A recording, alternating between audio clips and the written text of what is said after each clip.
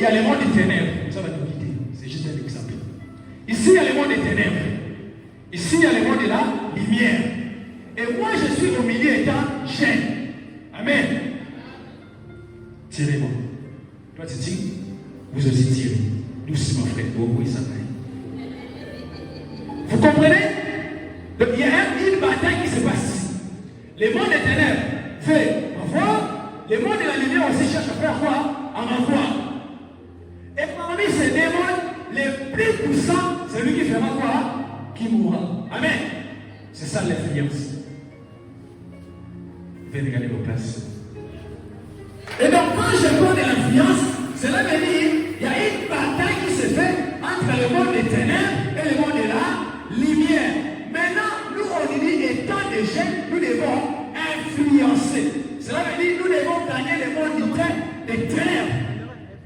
Amen.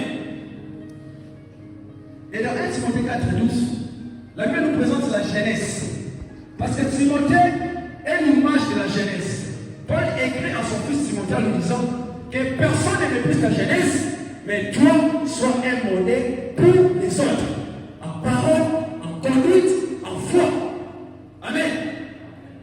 Donc cela veut dire, la jeunesse a un travail à faire. Le travail, c'est de faire quoi? C'est d'être un exemplaire. C'est d'être un exemple plutôt. C'est d'être un modèle. Un modèle, c'est une personne de référence. Un modèle, c'est quelqu'un qui influence. Un modèle, c'est quelqu'un qui attire les autres. Et nous, étant jeunes, la Bible nous dit que nous devons être des modèles, nous devons avoir de l'influence pour influencer ceux du ténèbre et non être influencés.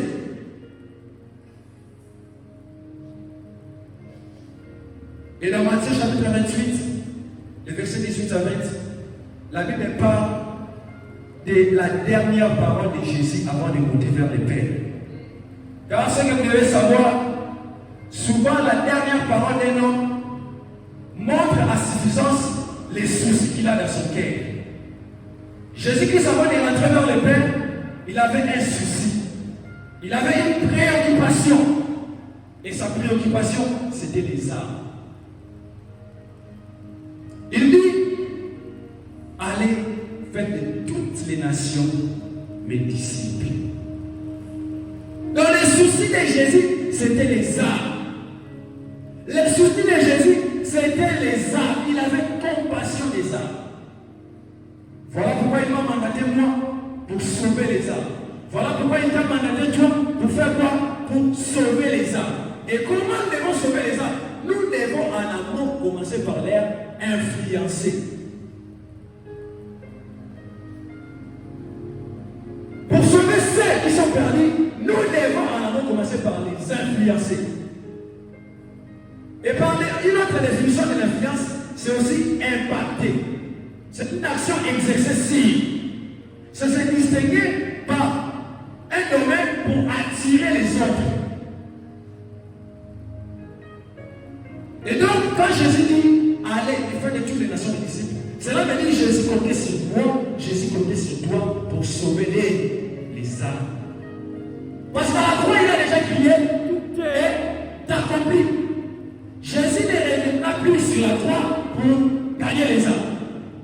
Jésus ne reviendra plus sur la terre pour gagner les âmes. Il reviendra sur la terre pour récompenser. Le travail des âmes a déjà été accompli à la croix. Et la charge nous est donnée, moi, toi, l'étranger. Il dit, allez et faites de toutes les nations des disciples.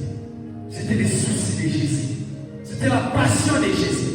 Il n'y a pas un homme qui aime les âmes plus que Jésus. Dans Luc 13, le verset 11, il dit, le Fils de l'homme est venu pour sauver ceux qui étaient perdus. Et donc la mission de Jésus c'était pour te sauver, c'était pour me sauver. Et quand il a accompli sa mission, il nous donne maintenant le mandat. Il dit, allez.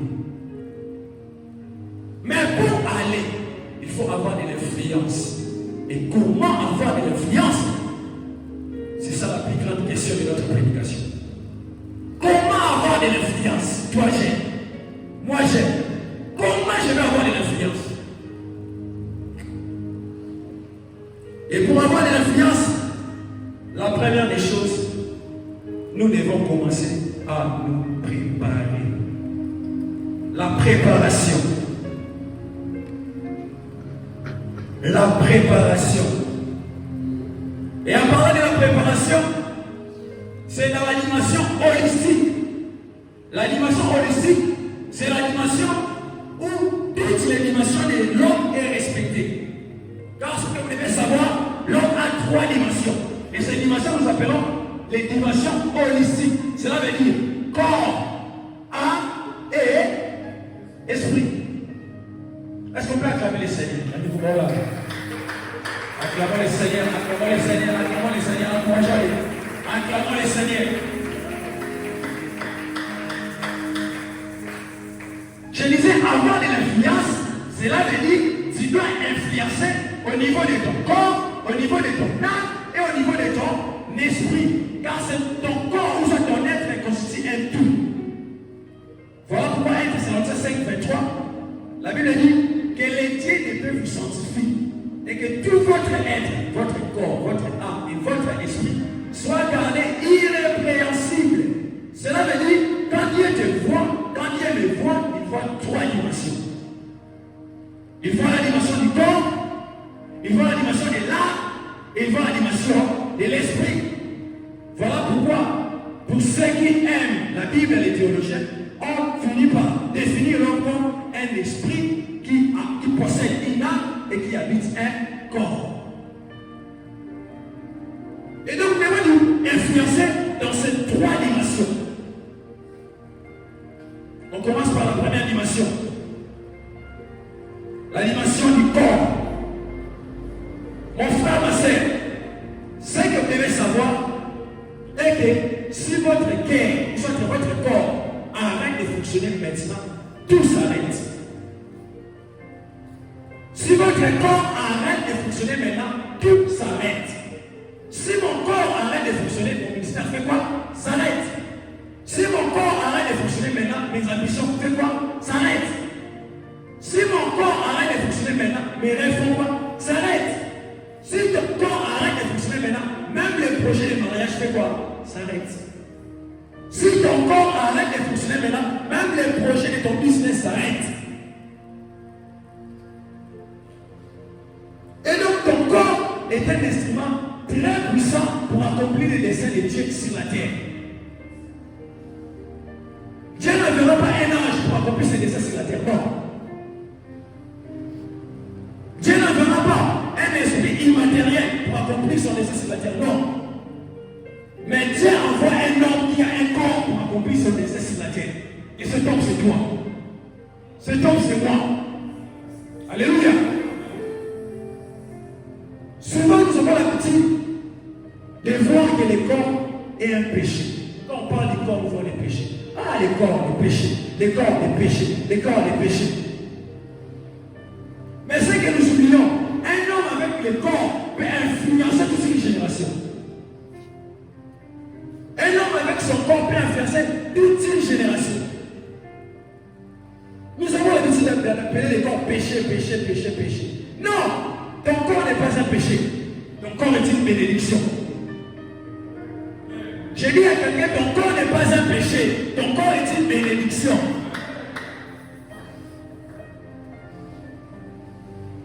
Ton corps est une bénédiction. Et cette bénédiction, ce n'est pas seulement pour toi.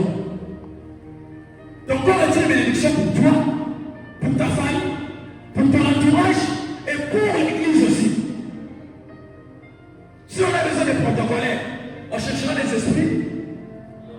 Si on a besoin de prédicateurs, on cherchera un âge. Si on a besoin de modérateurs, on cherchera un âge. On cherchera un esprit qui possède une âme et qui habite un corps. Et c'est toi. Ton corps, ton corps, ton corps, ton corps, ton corps. Prends bien soin de ton corps. Car une personne avec son corps peut finir ce temple. Et il est climatise même. Imagine si tu devenais champion d'athlétisme ou champion de boxe. Tu gagnes des millions et tu viens pasteur, mais finis les histoires de construction. Moi-même, je prends en charge la construction. Parce qu'avec ton corps, tu as qui? Et si on te pose la question, comment tu as fait pour vaincre? Tu dis, oh, Jésus-Christ, moi je suis chrétien. La Bible dit, dans Josué 1:8, que ce livre de la loi ne sera pas de ta bouche. Mais dit, tu les jours et nuits en fait d'agir fidèlement. Quand ce talent sera du succès, ce talent tu réussiras. Et la Bible me dit encore, je prie tout par celui qui me fortifie. Et celui qui me fortifie, c'est Jésus. Tu sais quelle influence tu auras sur l'échelle mondiale? Combien des âmes vous allez gagner à mon kilomètre? Parce que toi, tu as passé sur une chaîne internationale et tu as parlé de Jésus avec ton corps. Et donc ton corps n'est pas un péché.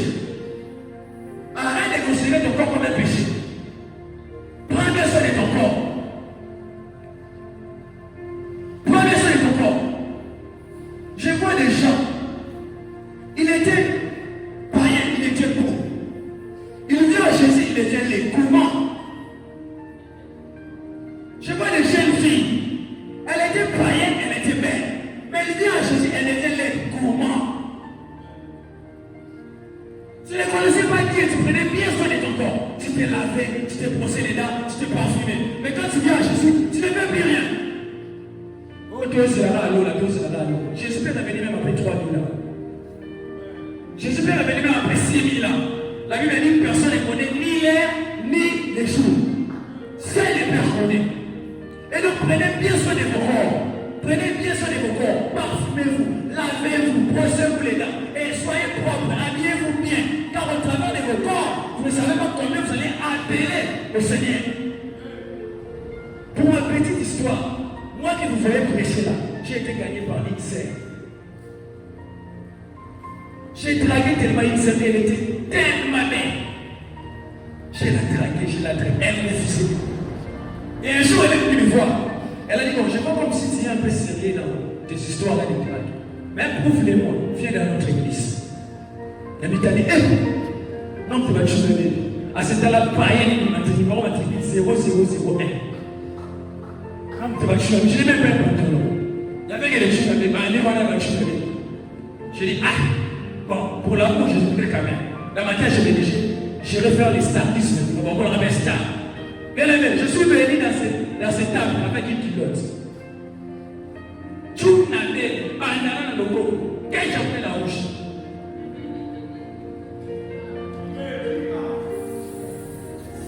Et en entrant à l'église, j'ai rencontré la parole. Le vieux pasteur Mick Louakoé est en train de prêcher sur les réalités de la famille et la sorcellerie. Ces jours-là, j'ai oublié l'histoire des dragues, j'ai oublié la fuite, il a dit tome 1, tome 2, tome 3, tome 4, et même François vient de prêcher. Dis-moi maintenant, combien cette fille est bénie? Si elle n'était pas belle, peut-être que je n'avais pas la suite. Parce qu'elle était belle. Dans l'année, elle a dit à quoi elle est beaucoup de chrétiens. Influencez avec vos corps. Influencez avec vos corps. Les commotiques, qui s'entourent tout. Arrêtez d'abîmer le corps. Ton corps est d'abord le temple du Saint-Esprit et de laisser une bénédiction. Un frère te dérange tout le temps, mais il ne veut pas prier. Appelle-le à l'église. Appelle-le à l'église. Basez là pour mon amour. Souvent même c'est l'église à courir parce que tu es belle. Parce que tu es toute belle. Alors influencez avec vos côtés. Influencez. Alléluia. Est-ce qu'on peut acclamer les seigneurs? Acclamons bien le roi des rois, acclamons bien le roi des rois. La Bible présente même la beauté de la Bible. Si vous lisez bien la Bible, vous verrez, la Bible est marquée sur la beauté. La Bible parle de la beauté de Sarai. La Bible parle de la beauté de Rebecca. La Bible parle de la beauté d'Esther. Imaginez Esther avec sa beauté. Il a brisé une loi. Elle a plutôt brisé une loi. Parce que c'était interdit pendant X temps qu'une femme puisse s'approcher de la royauté. Mais elle, avec sa beauté, elle a dit non, pour mon peuple, je vais voir le roi malgré l'interdiction. Et elle est entrée, le roi l'a accueilli. La Bible parle de la beauté de David. Et j'ai dit beau. La Bible parle de la beauté de Saoul. La Bible dit il était beau, géant, il dépasse tout Israël de la taille. La Bible fait même attention avec sa taille. Mais regarde toi frère, on n'est pas les bas, on n'est pas les bas. On met des bébés, on met des bébés. Tu tombes tout le temps malade parce que tu n'aimes pas les sports. Mais mais eux pour dire, dans la chrétienne. D'ailleurs, ils ont comme raison un passage de la Bible, je crois que c'est dans 2 Timothée 4,16. La Bible dit, et l'homme extérieur se détruit, l'homme intérieur se révèle. Ce n'est pas ça. Ce passage constituait les jours. Lorsque les enfants d'Israël, plutôt les disciples étaient persécutés. Paul a écrit ce passage pour les fortifier. Et pour nous, maintenant, l'église à l'ère actuelle, ce passage nous concerne à l'ère des chaînes. Lorsque nous gênons, le corps extérieur est détruit, pendant que le corps intérieur se révèle du jour pour la dernière. Et ce passage ne veut pas dire sois infirmant. Non, frère. Katarasuki, prochain ami, parfumaman, bétara de liberté. Alléluia. Cette retraite, je crois que c'est une retraite de révolution. Quelle sera révolutionnée aujourd'hui? Amen. Arrêtez avec ces raisons. Prenez bien soin de ton corps. Parce qu'avec ton corps, tu ne sais pas combien tu peux amener à Jésus. Un corps malade ne peut pas mener quelqu'un à Jésus. Si tu es malade, tu vas amener quelqu'un à Jésus. Mais quand tu es en bonne santé, pour être en bonne santé, les médecins sont là. Il faut bien prendre soin de ton corps. Parce que ton corps est un instrument puissant entre les mains de Dieu pour ramener les âmes à Christ. Alléluia. Acclamons le Seigneur.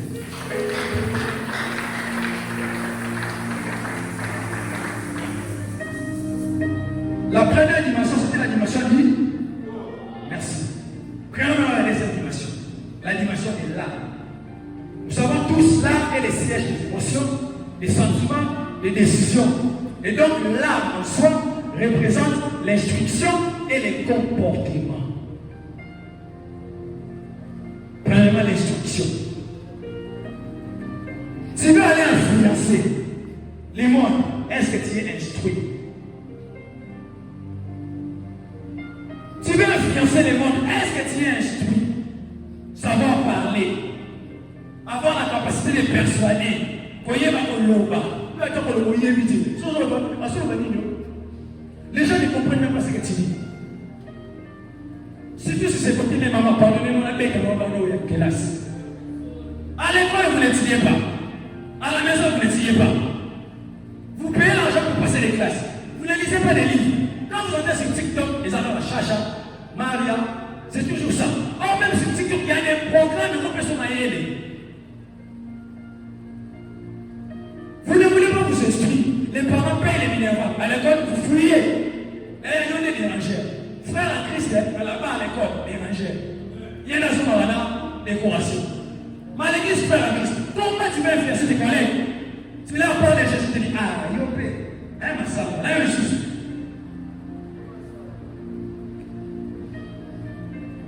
À l'église, on sait que tu es serviteur de Dieu.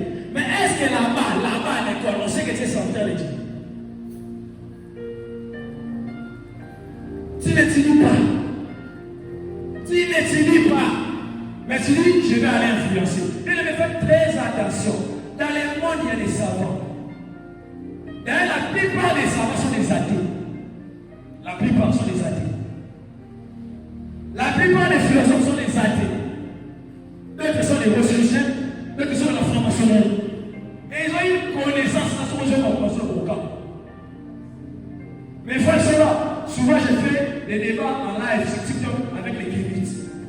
Soit on a maté la bonne et la bonne, c'est ce qu'on est gâté.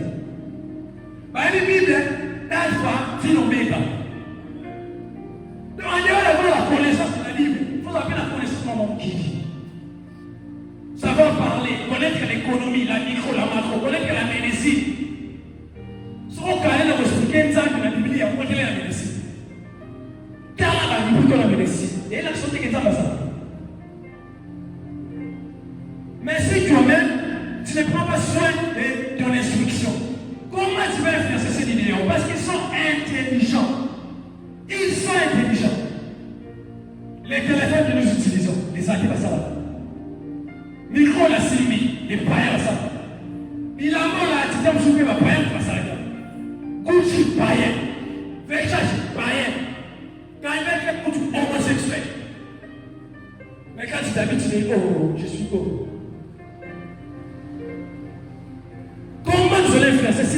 l'instruction. Nous devons nous instruire. Nous devons chercher la connaissance. Nous sommes dans l'ère des Vexo. L'ère des Vexo, c'est l'ère de la connaissance. La Bible dit même qu'à la fin du temps, la connaissance fera quoi? Augmentera. Vous voyez? Même la Bible, ne lisez pas. Connaissance à la banque, aux à côté. Connaissance à la aux à côté. Sur quoi, comment tu vas influencer? L'intelligence n'est pas un péché. La Bible nous parle de Bethsalem. La Bible dit qu'il était intelligent. Il est né à Thomas qui arche. Parce qu'il était intelligent. Mais à l'église, si tu es intelligent, tout ça pour faire de l'église, il dit l'association des honnêtes, mais qui parle de notre évêque. Alléluia. Laissez-moi les comportements. Les comportements. Les comportements, c'est tout à l'année. Est-ce qu'on peut acclamer le Seigneur? Oh là là, acclamons le Seigneur. Acclamons Jésus.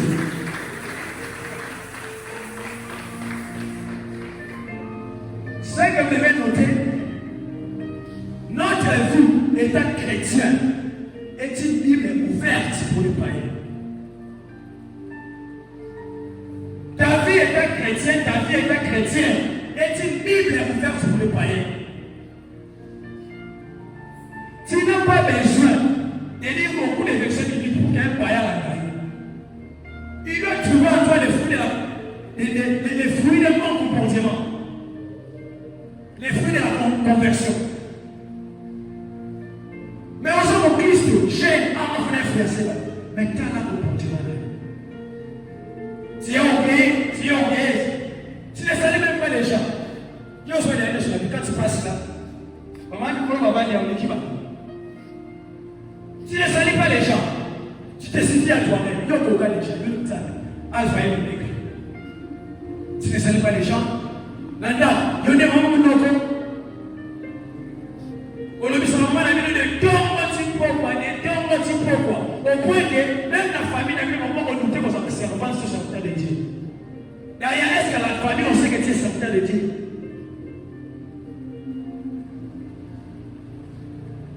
Tu sors le matin. Tu regardes, j'ai 3 ans avec les shawarma. Ton père est déjà là. Ton père dormait déjà. Mais qui sont la shawarma, il a besoin de la faut les gars. Kota. Papa shawarma. Shawarma, mais au fond de lui, il s'est dit, moi, on est comment tu vas impacter celle de ta famille avec ses comportements?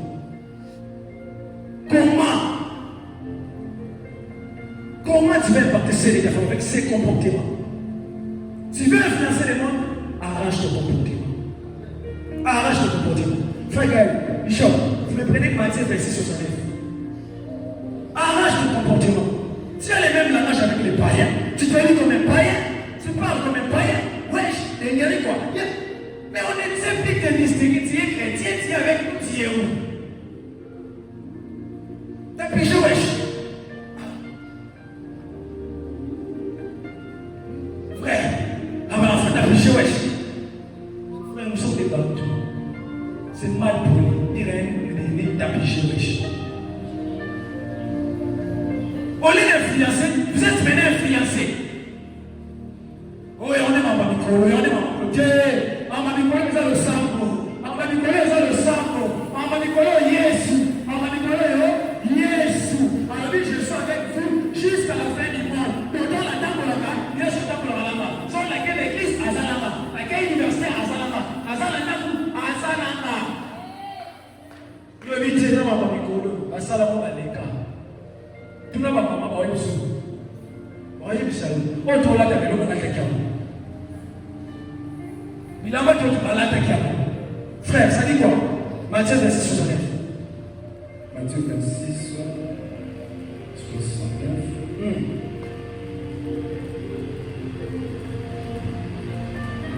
La Bible déclare, amen. Cependant, Pierre était assis dehors dans les cours.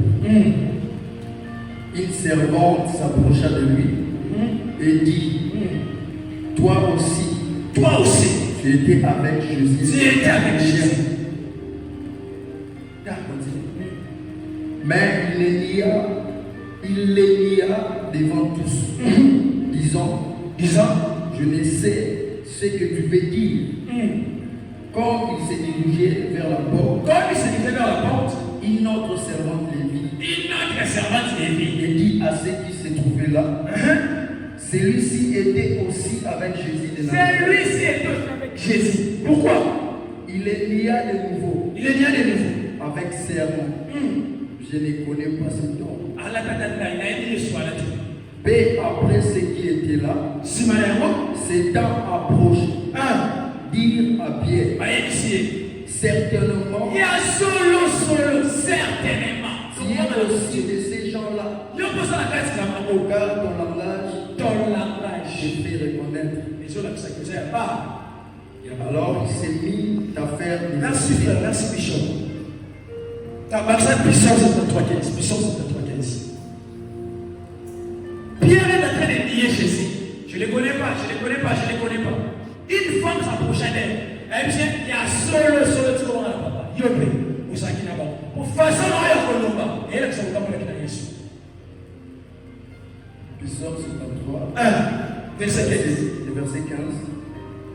Puis je disais, je vais parler comme eux.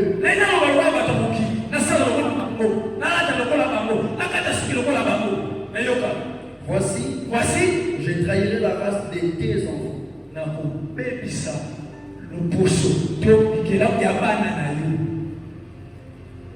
Écoute, quand tu te comportes comme les morts, sache que tu trahis la race de Dieu. Quand tu te comportes comme les morts, tu trahis la race de Dieu. Dans ce monde, tu vas qui une espèce. Au moins, il y a une espèce. Asala bambito, espèce là-bas. Asala bambou, espèce là-bas. Asala bambitsekwa, espèce là-bas. Asala bambatu, akaboli. Alors, il y a une différence entre Oya Mai, d'abord on va s'arrêter là. Té. Et la vie des autres, n'a pas la salle au la bambo. N'a pas la débat pour la salle. Mais sur la salle, je vais trahir la race de tes ennemis, la race de tes enfants. Il y a un moment dans ton entourage, tu ne pèses même pas. Tu ne pèses pas. Vous vivez ensemble. Vous partez chez les chéris ensemble. Et donc, là, on va quand tu ne pèses même pas. Les premiers signes qui a confirmé ma conversion, c'était ma famille et mon entourage. Quand je me suis converti, d'ailleurs, c'est maman, désormais, moi je suis devenu chrétien. Il y a eu automatiquement la mise à jour familiale.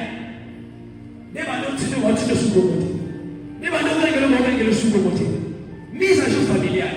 Maintenant, là, tome 1, na tome 2. Non, vous n'assistez pas à tome 1, mise à jour. Mise à jour familiale. Dans mon entourage, on faisait des coups, on faisait des coups. Lorsque je me suis converti, la première des choses, je me suis séparé de mon ancien entourage. Parce que ma mission de terre, je me suis séparé de mon bébé d'Abati. Et à me séparer, la camarade va faire Merlin, va faire Josué, va faire Clévy, alias Pépé. La camarade va haut. Et mon ancien entourage, sur les morning live. Bonjour frère. Dans la ville, bonjour frère. La distinction. Tu dois te distinguer. Tu es chrétien, sois chrétien. Tu es païen, ça va païen. Il ne veut pas aller sur le camp. À continuer au sur le camp. Mais ne sois ni chaud ni froid. Car si tu es ni chaud ni froid, moi l'Éternel, je ferai quoi? Je te fournirai de ma bouche. Tu veux financer les mondes? Avec quel comportement? Avec quel entourage? Avec quel témoignage? Si tu veux mettre en œuvre la Bible, je vous te tourne la question. Est-ce que ma fille, je suis pas ma fille, elle sera chrétienne? Vous aurez réponse. Pour sa réponse. La Bible dit, si tu crois, tu seras sauvé. Toi, essaie de ta si nous venons dans votre maison, nous posons la question, est-ce que quand vous êtes chrétien,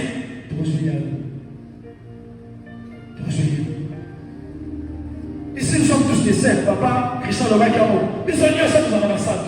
Mais après ici, de la même manière, la vraie vie commence après la mort, de la même manière, la vraie vie chrétienne commence après avoir quitté l'église.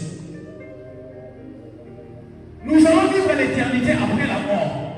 Et notre éternité se prépare pendant cette vie. De la même manière, la vraie vie chrétienne commence lorsque tu dépasses la porte de l'église. Comment tu vas influencer? Avec ses comportements. Avec ses comportements, avec ton impolitesse. Ou pas ma vie. Pourquoi ma maman? Au lieu qu'elle ait soit parce que je suis bon pour mon équipe. Pourquoi ma papa? Au lieu qu'elle ait soit c'est moi qui me soit avec moi.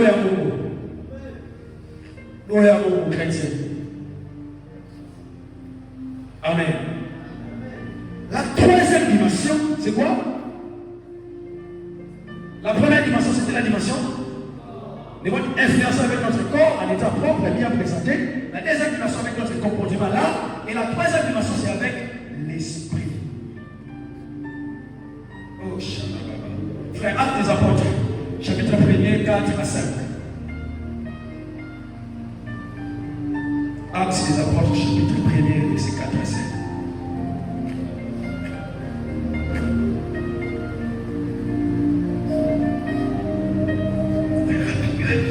Bishop, là. Les apôtres premiers. Combien? Premier combien? 4 à 5. Premier 4 à 5. La Bible dit, comme il s'est trouvé avec eux, il leur recommanda de ne pas s'éloigner de Jérusalem. Ne vous éloignez pas de Jérusalem, mais d'attendre ce que le Père a dit. Ce que je vous ai annoncé, leur dit-il. Car Jean a baptisé d'eau, mais vous, dans peu de jours, vous serez baptisés du Saint-Esprit. Amen. Jésus-Christ se prépare pour entrer au ciel. Mais Dieu dit aux disciples, ne soyez pas pressés d'aller conquérir le monde. Ne soyez pas pressés d'aller conquérir le monde. Attendez. Ne quittez pas Jérusalem. Car là-bas dans le monde, il y a des prédateurs. Là-bas dans le monde, il y a des prédateurs. Les gens du monde sont puissants. Qu'on ne vous trompe pas, les gens du monde sont puissants. Sans l'onction du Saint-Esprit, tu ne sauras rien faire. Sans l'onction du Saint-Esprit, tu ne sauras rien faire. Tu vas aller à la conquête et tu es sûr d'avoir l'onction du Saint-Esprit. Tu vas aller à la bataille et tu es sûr d'être rempli du Saint-Esprit. Tu vas influencer le monde. Tu as le Saint-Esprit en toi. Même les disciples qui ont passé 3 ans et demi avec Jésus. Mais Jésus leur dit, ne partez pas encore. Ne commencez pas la conquête. Attendez. Attendez quoi? Le Saint-Esprit. Ma soeur, mon frère, tu veux aller dans le monde, influencer les gens pour les amener à Jésus. Mais la première des choses, commence par chercher le Saint-Esprit.